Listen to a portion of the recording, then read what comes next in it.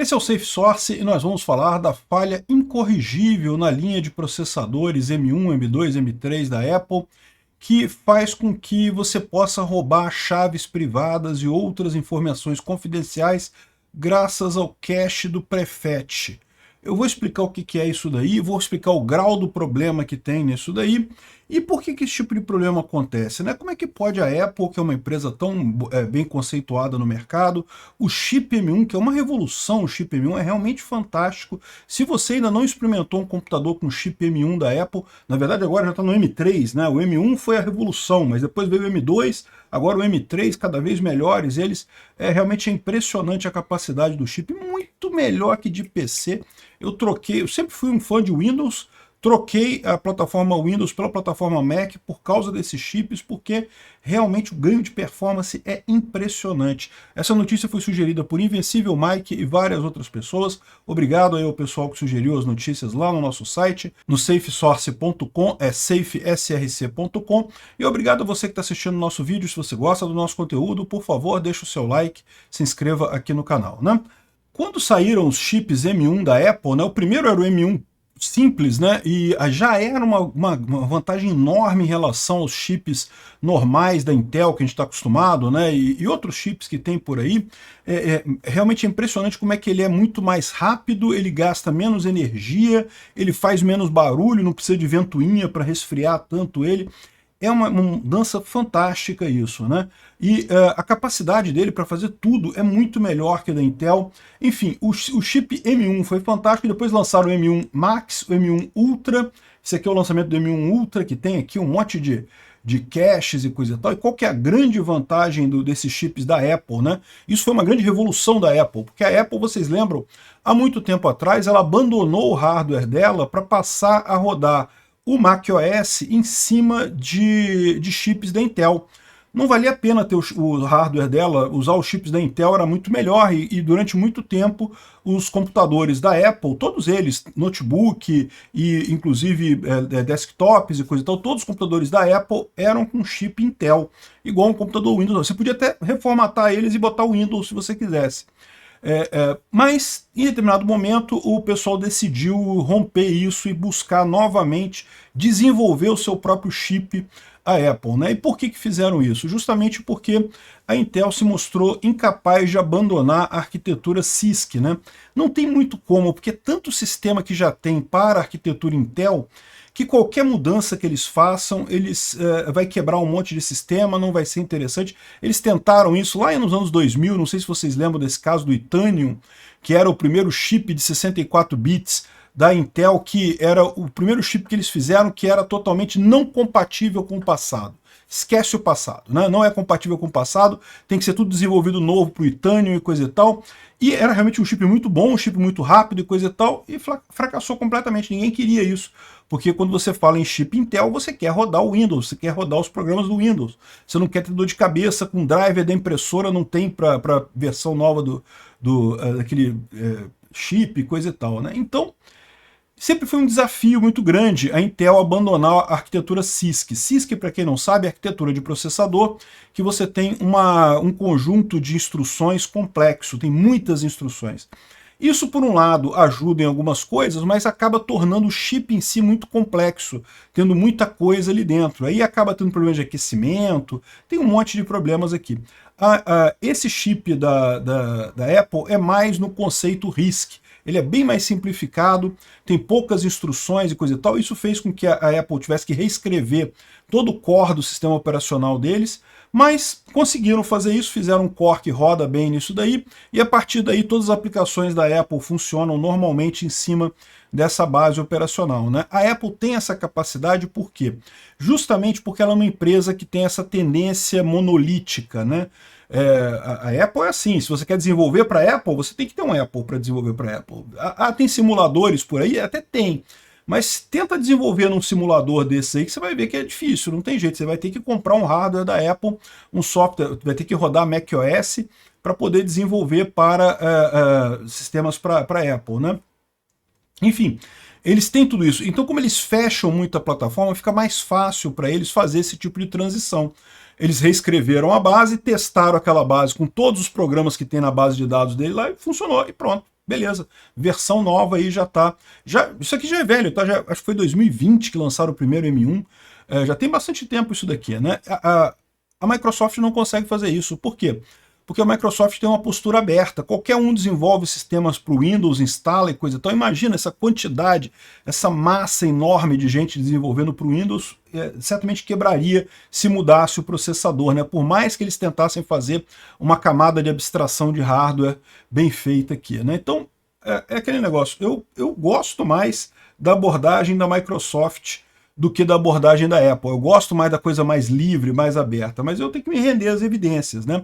Eu sempre que viajo, eu levo meu notebook para gravar os vídeos na viagem, coisa e tal, e eu tinha um Predator da Acer, é Acer? Acho que é Acer. Que é um computador bom, um computador que eles chamam gamer e coisa e tal, porque tem que ser para você editar vídeo e coisa e tal, gravar vídeo, precisa ser um computador bom e coisa e tal, mas eu tinha problema com ele, porque primeiro ele é pesadão, ele é grandão, ele é pesado, né? Ele não foi um computador para você usar no colo, assim, ele é grandão, ele é um negócio desconfortável, né? Excelente, porque era portátil, você leva para qualquer hotel, bota no hotel lá, trabalha, funciona muito bem, realmente, não tenho o que reclamar do Predator, um notebook muito bom. Mas aí tem isso, fica muito pesado, para quem viaja é complicado, é sempre mais peso para levar, e depois, como ele esquenta muito, a ventoinha liga, e aí para quem grava vídeo é uma merda, porque essa ventoinha parece que não afeta o áudio, mas afeta o áudio. Você pode ligar o filtro para tirar a ventoinha, mas aí muda a sua voz não fica tão certinha. Então, assim, não pode, tem que ser silencioso o negócio. E aí eu experimentei um MacBook Pro da Apple e, cara, é levinho, é silencioso e você carrega para qualquer lugar e a bateria dura uma enormidade, é outro patamar. E, bom, é caro, tá? Não é barato esses chips da Apple, não.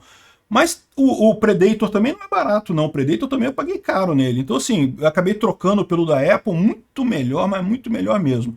Só que, o que acontece quando você desenvolve chip a partir do zero? A mesma coisa que acontece quando você desenvolve programa novo, começa zerado. Sempre você enfrenta um monte de problemas, né? E um problema que eles identificaram aqui foi uma falha no prefetch, né? O que é prefetch? Quando você tem o cache, hoje em dia, já desde o 386, desde os anos 90, os processadores têm cache, né? Para você acessar a memória RAM do processador, é uma operação meio lenta. Então, o processador ele guarda na memória, como tipicamente você acessa a memória uma coisa próxima da outra, né? Ele guarda pequenos trechos da memória nesse cache, que é na própria CPU, e isso torna o processador muito mais rápido, porque aí aquela memória já está logo ali, não precisa pegar na memória RAM. Olha que a memória RAM já é uma memória rápida, né? Mas a memória do cache do processador é ainda mais rápida. Então acaba tendo essa vantagem de você fazer esse RAM no processador. Inclusive agora vocês têm níveis de RAM, né? Os processadores mais modernos têm vários níveis de cache, coisa e tal. Pois bem, o chip da Apple, como todo chip moderno, tem também o cache deles, né? E aí o que acontece? O que eles descobriram, né? Eles descobriram que a arquitetura do chip, ela puxa da memória para o cache qualquer coisa que esteja lá. Ela não tem a sensibilidade para você dizer o que é sensível, o que não é sensível. Você não tem um chip de proteção como tem na arquitetura Intel, nessa arquitetura da Apple, né, para limitar o armazenamento de chaves secretas, esse tipo de coisa. Como resultado disso, se você tem uma carteira qualquer no seu notebook Apple, o pessoal descobriu aqui que existe uma possibilidade de um outro programa conseguir fazer um dump dessa memória. Não é uma coisa fácil, não. Eles estão colocando aqui como se fosse uma coisa fácil, mas não é, não. Porque meramente para você ter acesso a essa memória, ao conteúdo da memória de prefetch, você precisa ter um processo, precisa ter um programa que rode em nível de privilegiado, nível de acesso completo à memória, né? Todas essas máquinas elas têm distinção. O programa que você roda no seu computador, ele não roda com todos os acessos. Ele já é limitado, ele já roda quase que numa máquina virtual que ele só pode acessar determinadas coisas. Isso é assim também no chip M1 da Apple. Para você poder acessar isso daqui, fazer esse ataque, tem que ser um ataque que você esteja rodando em modo privilegiado para acessar essa chave que está no prefetch. Então, assim, é uma fragilidade? É uma fragilidade. Não tem como dizer de outra forma. é uma coisa tipo assim, ai caramba, eu tô com minha fortuna em bitcoins do meu MacBook Pro, vou perder tudo, caramba, já era, não sei o que. Não, não é assim. O pessoal certamente tem gente nesse momento tentando criar exploits para conseguir roubar essas informações. Então, realmente, a expectativa que o pessoal fala é que não é, o que estão dizendo aqui é que não é muito recomendado você guardar muita criptomoeda no seu MacBook ou em algum aparelho que use o M1, né? Algum hardware da Apple que use o M1. O M1, M2 ou M3, todos da mesma família tem isso, né? Agora, a questão toda é a seguinte, também não quer dizer que assim, não, tá aberto, vão roubar agora, né? É bem complicado de operar isso daqui. Certamente vai exigir que você instale alguma coisa na sua máquina para que eles consigam roubar isso daí. Então, assim, não é uma coisa tão crítica quanto eles estão colocando, mas é algo crítico sim, a Apple vai precisar mudar isso, e como eles estão falando aqui, é uma falha incorrigível. Por quê? Porque é uma falha de hardware. Falha de hardware não tem como corrigir. O que a Apple pode fazer quando lançar o M4, em algum momento vai lançar o M4, é tentar corrigir isso daí de forma que essa falha fique para o passado, né? Algumas vezes, já teve outras vezes com falhas de hardware, né? Para quem não lembra da falha do Pentium, né? O Pentium, quando a Intel lançou o Pentium, ele tinha um erro na hora de fazer divisão. A divisão dava errado, em determinados números, né? Muito específica a coisa, não era qualquer divisão que dava errado, não, mas em alguns casos dava errado. E aí, o que eles fizeram na época foi desenvolver um device driver que ficava monitorando o chip, e quando detectava que tinha aquele problema, ele assumia o controle, fazia a divisão de outro meio e devolvia o resultado, ou seja, uma gambiarra que tirava a performance do chip, né? Foi uma paulada isso. E, de novo, o chip está com defeito, não tem como corrigir erro do chip. O chip você troca, né? Só se trocar.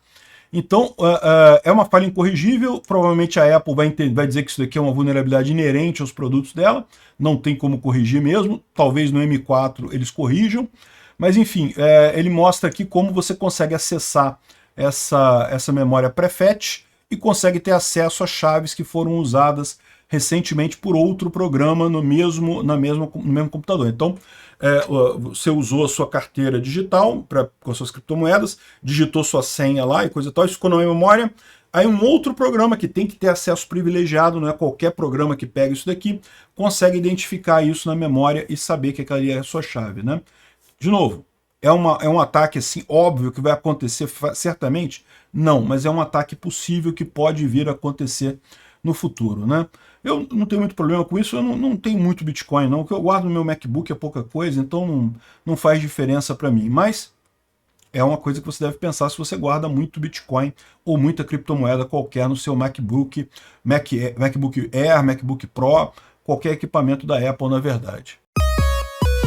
Se chegou até aqui e gostou do conteúdo, clique no like e se inscreva no canal. Isso me ajuda a ganhar relevância no YouTube e levar o tema da segurança no desenvolvimento de software a mais pessoas. Obrigado. Considere também clicar no sininho e pedir para ser notificado dos novos vídeos. Caso queira sugerir uma notícia para falarmos aqui, é só ir no nosso site https://safesource.com, safesrc.com e clicar em sugerir uma pauta, colocar o link da notícia ali. Agradeço a todos que nos ajudam a fazer esse programa.